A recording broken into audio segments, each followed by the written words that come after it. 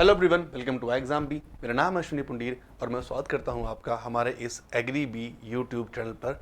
और आज हम बात करने वाले हैं कि आपको अपने आईबीपीएस एएफओ को जो आपका एग्ज़ाम आने वाला है उसके लिए सिर्फ 60 दिन, सिर्फ 2 महीने बचे हैं। अगले 2 महीने में मुझे किस तरह से यहाँ पर चीज़ों को आगे लेकर चलना है। और बहुत इंपॉर्टेंट ये टॉपिक है हमारा रीजनिंग का, बहुत इंपॉर्टेंट, क्रूशल समझिए, इंपॉर्टेंट समझिए, मुश्किल समझिए। और डिपेंड करता है यहाँ पर अलग अलग स्टूडेंट्स की सोच को, तो सभी सोच को यहाँ पर मिलाकर, सभी स्टूडेंट्स के यहाँ पर जो व्यूज़ है उनको मिलाकर ये कंबाइंड वीडियो बनाया गया है, सभी के लिए है ये।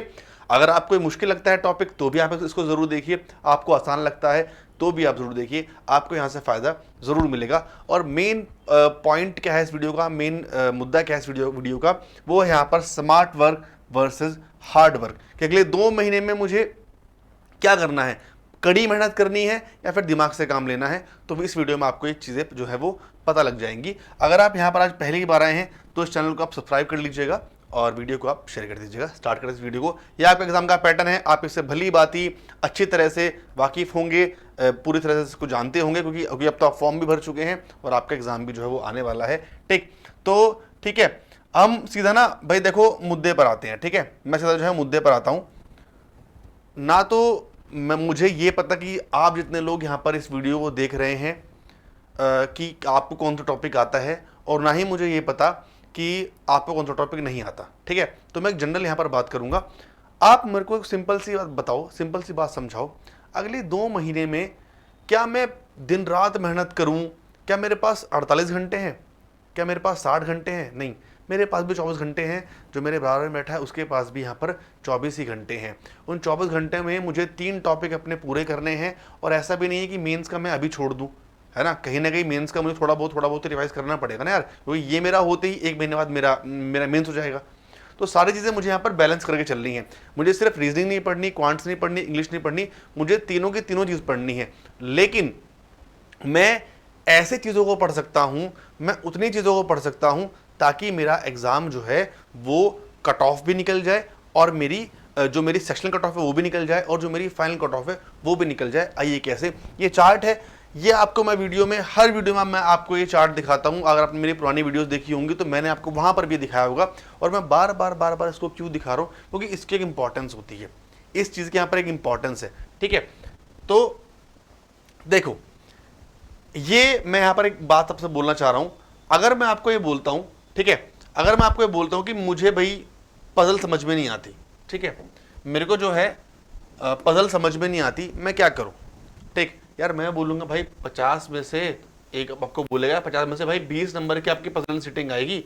आपके 4 नंबर आपके जो ये वाला पार्ट है, आपका 40% पार्ट जो है वो यहाँ से बैठ रहा है, समझ रहे हो? ठीक है, लेकिन मुझे बाकी सारी चीज़ें जो है वो आती हैं या मुझे वो पढ़नी है, तो मैं क्या करूँ?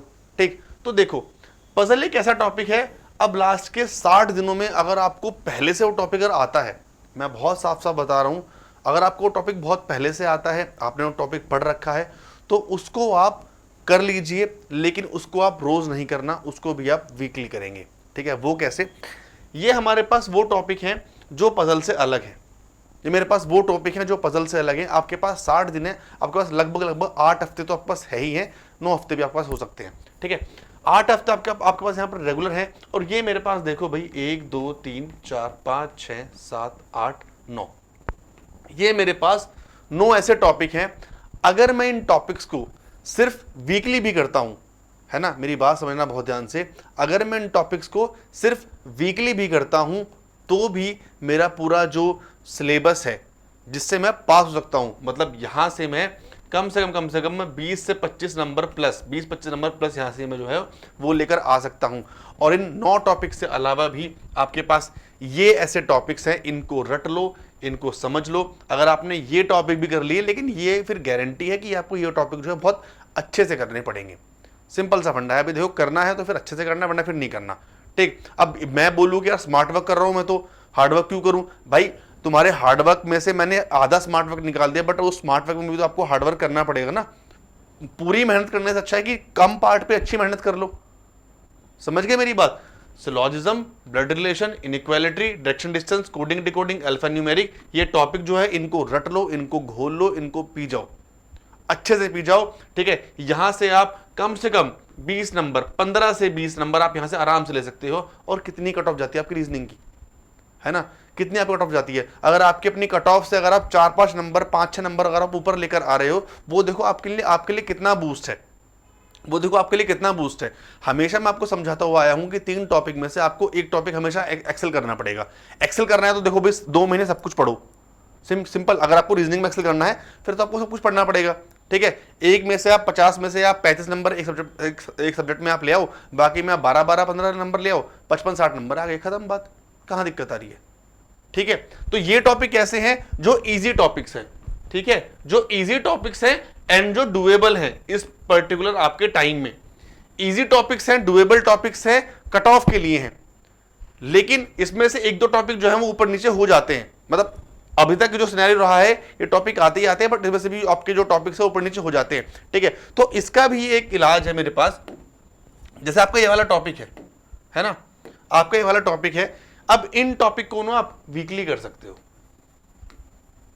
जैसे कि मैंने आपने देखा होगा कि स्टडी प्लान के लिए मैंने बताया था कि इन टॉपिक्स को आप वीकली करो। करना क्या है आपको, ठीक है, आपके पास है 8 हफ्ते हैं, है ना, आपके पास 8 हफ्ते हैं।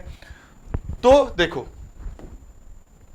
ये इतने इतने दिन आप इन टॉपिक्स को दीजिए, ठीक है। अभी इतने आपको लग रहा होगा कि सर ये तो बहुत सारे दिन हैं, ठीक है, बट नहीं, आप इस टॉपिक को 5 से 6 दिन दो, ठीक है। आप उसका बेसिक पढ़ो, ठीक, उसके 10 से 15 क्वेश्चन करो एक दिन में, उसके बाद उसके नेक्स्ट लेवल पे आ जाओ, 10 से 15 क्वेश्चन और करो, नेक्स्ट लेवल पे आ जाओ, 10 से 15 और करो। ऑन एंड ऑल ओवरऑल आपको, मतलब जब आप एक टॉपिक को कर रहे हो, एक टॉपिक को आप पढ़ रहे हो, तो याद रखना कम से कम भाई 40 से 50 क्वेश्चंस आपको लगाने हैं।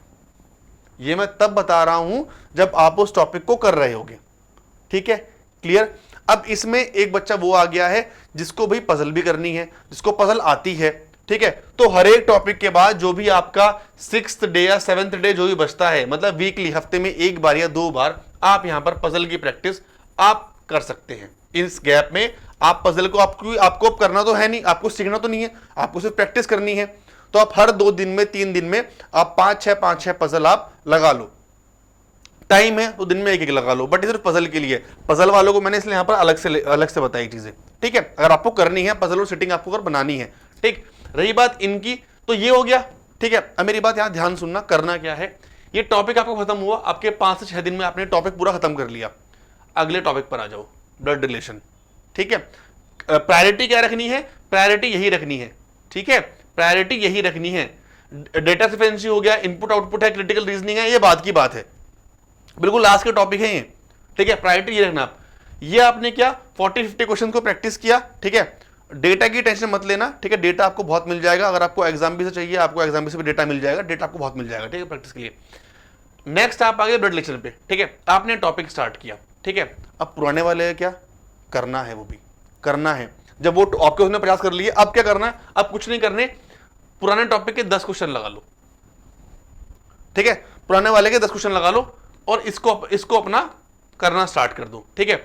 जब तक ये चलेगा उसके आप 10-10 क्वेश्चन लगाते रहो, जब तक ये चलेगा उसके आप 10-10 क्वेश्चन लगाते रहो, ठीक है।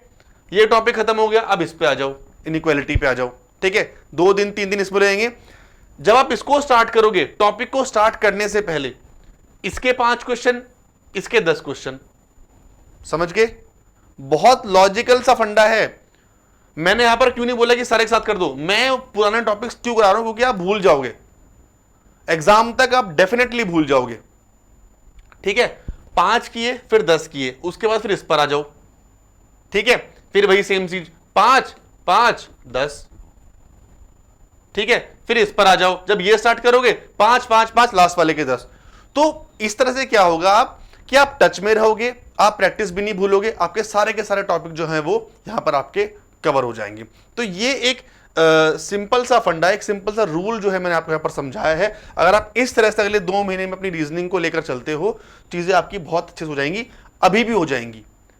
देख लो ना, 5 दिन में आपको दे रहा हूं कि कौन सा ज्यादा दिन है यार, अभी भी आप मेहनत करोगे, अभी आपकी चीजें अच्छी हो जाएंगी। और आपने अगर ये सारे टॉपिक कर लिए, आप रीजनिंग में बढ़िया एक्सेल कर लोगे, आपके आराम से 20 से 25 नंबर आएंगे, ठीक है। 55-60 का हमें टारगेट लेके चलना है, मैक्सिमम का कितना नंबर हमें लेकर आने हैं। 25 नंबर आप यहां से ले आए, फिर आपको बाकी में 15-15 नंबर तो लेके आने हैं बस। 15-15 नंबर लेके आ जाओ, आपकी कट ऑफ भी, आपकी सेक्शन कट ऑफ भी पूरी होगी, आपकी मेन कट ऑफ भी पार होगी। समझ गए? तो ये पूरा तरीका देखो, कितनी कट ऑफ है, 7 कट ऑफ है, 5 कट ऑफ है, 9 कट ऑफ है, कितनी कट ऑफ जा रही है यार। ठीक है, तो यही था इस पूरी वीडियो में। आई होप चीजें आपको क्लियर हुई होंगी, चीजें आपको समझ में आई होंगी। स्टिल कोई डाउट रह गया है तो कमेंट बॉक्स में बताना, लिखना। बाकी प्रैक्टिस के लिए मैंने बताया, प्रैक्टिस के लिए बहुत डेटा है हमारे पास, एग्जाम बी के पास वीडियो लेसन्स हैं, चैप्टर टेस्ट हैं, पीडीएफ्स हैं, हर तरह से आप प्रैक्टिस कर सकते हो। बहुत डेटा मिल जाएगा आपको, आपके दिन खत्म हो जाएंगे, आपके क्वेश्चन खत्म नहीं होंगे। ठीक है, तो क्लासेस भी मिलेंगी आपको, वीडियोस भी हैं, नोट्स भी हैं, टेस्ट भी हैं। ठीक है, ये पूरा आपका एएफओ का प्लान है। अगर आपको उस कोर्स में एनरोल करना है तो यहां से आप इसको ले सकते हो। बाकी सेल्फ स्टडी का मैंने आपको तरीका बता दिया है, दोनों तरीके हैं, जैसे मर्जी वैसे आप चीजों को कर सकते हो, लेकिन पढ़ाई करो, है ना। एग्जाम बस आने वाला है, अभी 3 महीने की स्ट्रेटेजी आई थी, अब 2 की आएगी, फिर 1 की, 15 की, ऐसे ना टाइम कम होता जाएगा, प्रेशर बढ़ता जाएगा, प्रेशर बढ़ता जाएगा। ठीक है, तो पढ़ाई करो अच्छे से, एग्जाम को क्रैक करो, एंड देन कमेंट बॉक्स में जरूर बताओ वीडियो कैसा लगा। और बाकी मिलते हैं नेक्स्ट वीडियो में, और भूलना मत, with exam B you can prepare 50% faster. तो मिलते हैं नेक्स्ट वीडियो में। Thank you so much guys, and thank you, keep studying, bye bye.